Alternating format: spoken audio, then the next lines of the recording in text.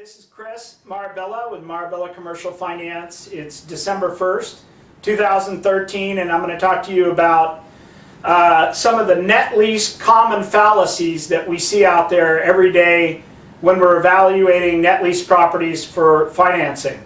So, the first net lease fallacy: all leases are the same for a particular tenant. Basically, that's really not true. System-wide, what's going to happen with, let's say, a Family Dollar, a Walgreens, a CVS, they're basically the developer. Most of these are build-to-suits. So the developer is going to work with the tenant and the attorney for the developer and the attorney for the tenant are going to work together to negotiate a template lease.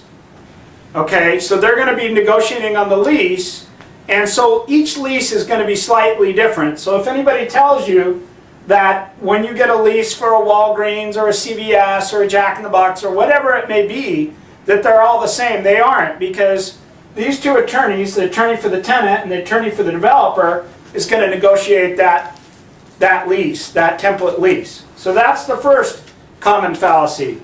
The second common fallacy: do you think that all the leases are triple net and there's no landlord obligations?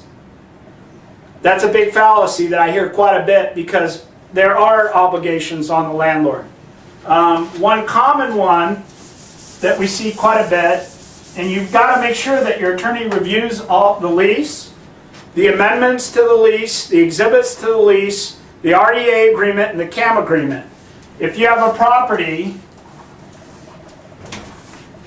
that here's your subject, let's say Walgreens or CVS or whatever it may be. Over here you've got a Jack in the Box. Back here you've got a Starbucks. You're going to have a common access. Okay, here's your common access.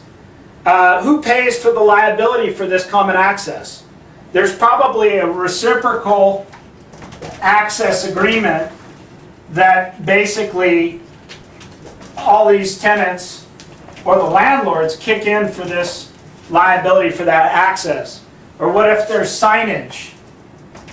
Somebody's got to take care of that signage, that common signage.